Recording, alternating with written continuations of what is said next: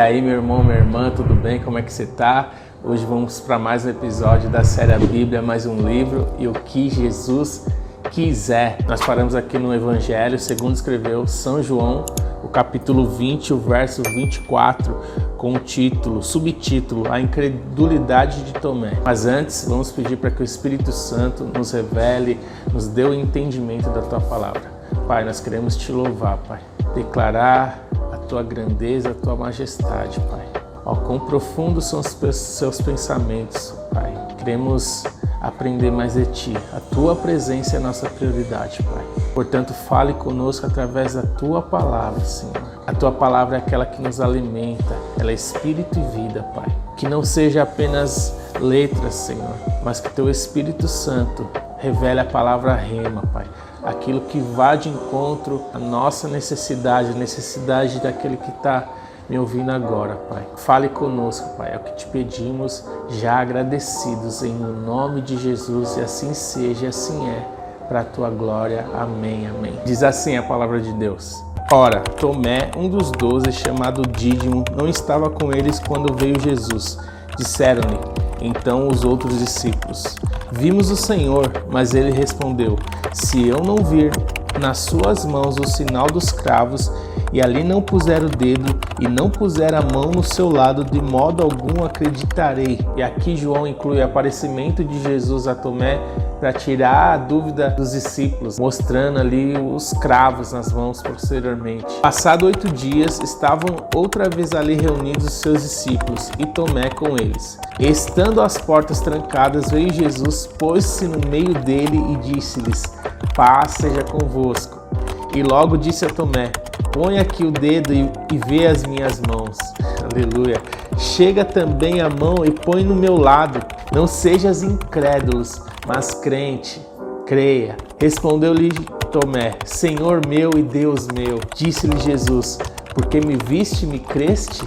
Bem-aventurados os que não viram e creram. Quando aqui Tomé declara Senhor meu e Deus meu, é uma das confissões mais claras e mais singelas da divindade de Jesus no Novo Testamento. Os dois termos mais sublimes, Senhor, que é o equivalente a Yahvé no Antigo Testamento, e também Deus, Deus meu, são usados em conjuntos e dirigidos a Jesus, atestando como forma de reconhecimento a sua natureza divina. E Cristo aceitou esse reconhecimento sem hesitação ali. E depois, em seguida, Jesus disse, porque viste-me, creste, mas bem-aventurado aqueles que não viram e creram. E ao mesmo tempo que Jesus aqui, ele louva a fé de Tomé, Jesus pronuncia uma bênção sobre aqueles que viriam a crer, sobre o testemunho dos discípulos, pela consequência da pregação dos discípulos, ou seja, Jesus profere uma bênção sobre nós. Aí o verso 30 prossegue dizendo, na verdade, fez Jesus diante dos discípulos muito outros sinais que não estão escritos neste livro.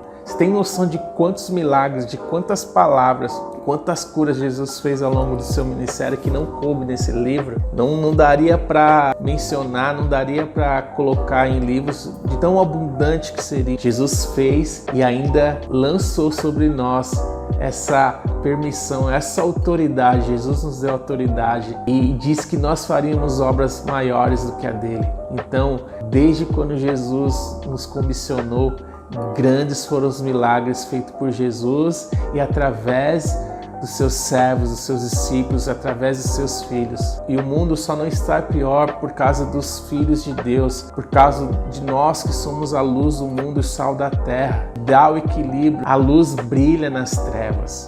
Existe base, princípios que Jesus deixou como o amor ao próximo, como o perdão, como a mansidão, e isso faz do mundo hoje melhor. Capítulo 21, Jesus aparece a 7 discípulos, diz assim, depois disso tornou Jesus a manifestar-se aos discípulos junto do mar de Tiberíades, e foi assim que ele se manifestou. Estavam juntos Simão Pedro, Tomé, chamado Dídimo, Natanael, que era de Canaã de Galiléia, os filhos de Zebedeu, e mais 2 de seus discípulos. Disse-lhe Simão Pedro, vou pescar. Disseram-lhe os outros, também nós vamos contigo. Saíram e entraram no barco e naquela noite nada apanharam. Mas ao clarear da madrugada, estava Jesus na praia. Todavia os discípulos não reconheceram que era ele. Aleluia. Perguntou-lhes Jesus, filhos, tendes aí alguma coisa de comer? Responderam-lhe: não. Então lhes disse: lançai a rede à direita do barco e achareis. E assim fizeram, e já não podia puxar a rede, tão grande era a quantidade de peixes. Aqui os 7 discípulos já estavam pescando há horas e não tinham pescado nada. E Jesus aparece ali já como um Jeová Jiré, o Deus provedor. Continue, tente mais uma vez, lance desse lado, lance sobre a minha palavra. E ali eles colheram abundância de peixes. Então, lance a sua rede.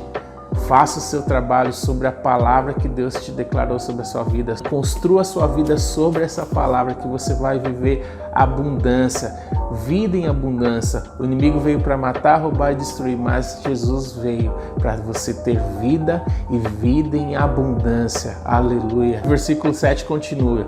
Aquele discípulo a quem Jesus amava disse a Pedro: é o Senhor. Simão Pedro, ouvindo que era o Senhor, cingiu-se com sua veste, porque se havia despido, e lançou-se ao mar. Mas os outros discípulos vieram no barquinho puxando a rede com os peixes, porque não estava distante da terra senão quase 200 côvados. Possível aqui que Pedro ele se veste antes de se lançar na água como um sinal de reverência ao Senhor. Versículo 9. Ao saltar em terra, viram ali umas brasas, em cima peixes, e havia também pão. Disse-lhes Jesus: trazei algum dos peixes que acabastes de apanhar. E aqui Deus traz algo no meu coração para todo o propósito de Deus já te dá a provisão. Se Deus tem um propósito na sua vida, se Deus quer te usar para um propósito específico, não se preocupe com a provisão. Ele vai enviar. Não é a provisão que mantém e avança um propósito, não. É o propósito que traz a provisão. Aleluia. Versículo 11. Simão Pedro entrou no barco e arrastou a rede para a terra, cheia de 153 grandes peixes, e não obstante serem tantos, a rede não se rompeu. Disse-lhe Jesus: vinde comer. Nenhum dos discípulos ousava perguntar-lhe: quem és tu? Porque sabiam que era o Senhor. Veio Jesus, tomou o pão e lhes deu, e de igual modo o peixe. E já era essa a terceira vez que Jesus se manifestava aos discípulos depois de ressuscitado dentre os mortos. É essencial nós recebermos e buscarmos a orientação do Senhor para todo o nosso trabalho, para todas as nossas decisões. Sem a presença, sem a direção de Cristo, todo o nosso trabalho se torna vão, às vezes inútil. Mas quando você baseia suas escolhas na direção de Deus, buscando a direção do Senhor em oração, qual a direção do Senhor específica para esse propósito, busca a direção de Deus, Ele vai falar contigo. Pergunte: Senhor, o que queres que eu te faça? Certamente Ele vai te dar insights, vai te dar estratégias. Quando você menos esperar, Ele vai mostrar saídas, Ele vai te guiar em veredas de justiça, porque Ele é o próprio caminho, a verdade e a vida.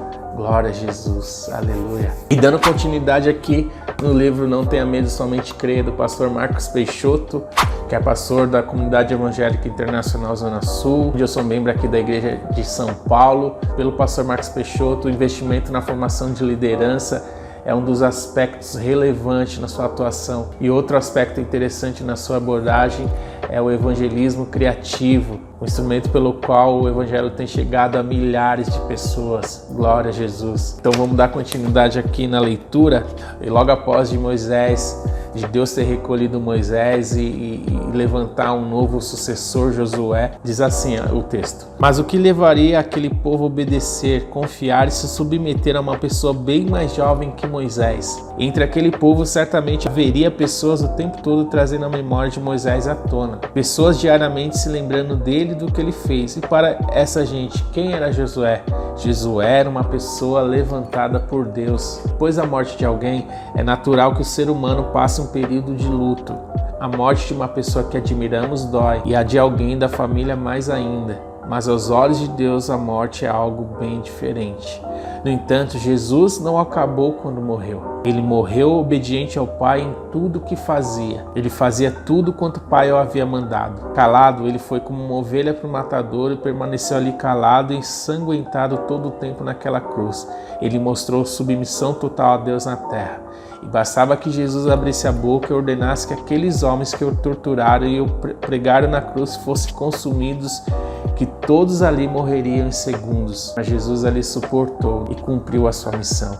Penso que Jesus se controlou muito ao submeter sua carne à vontade de Deus, mas ele precisava morrer na cruz. Muitas das vezes nós precisamos também ter esse controle, esse domínio sobre a nossa carne. Se nós não governamos nem nós mesmos, como nós vamos governar sobre o mundo que Deus nos deu e deixou para todos governar? Então, busque, exercite teu domínio próprio, domínio sobre si, teus frutos do Espírito que gera essa bondade, essa longanimidade, esse amor, que possamos espelhar em Cristo Jesus, nosso Senhor e nosso Salvador.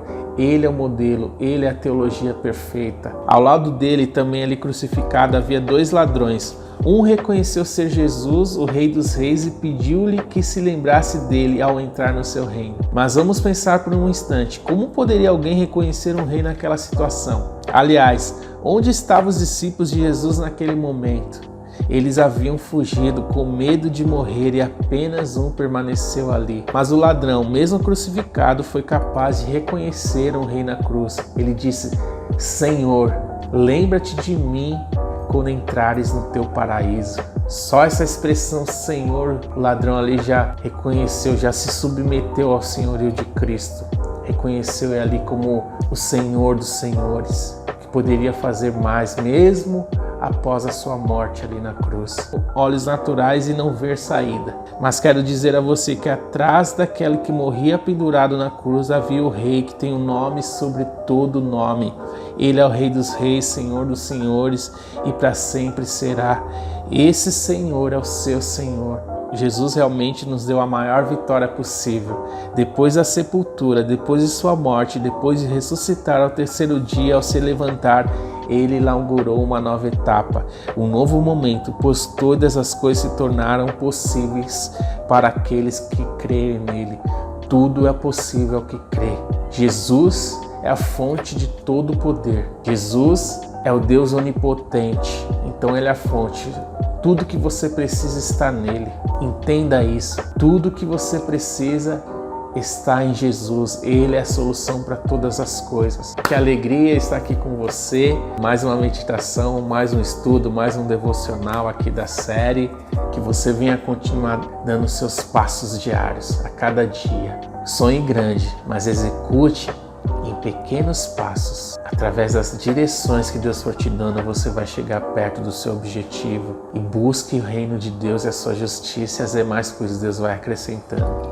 Ele há de satisfazer os desejos do seu coração. Mas antes, tente buscar e entender qual é a vontade de Deus para a sua vida. E você viverá o melhor dessa terra. Amém? E é isso, meu irmão, minha irmã.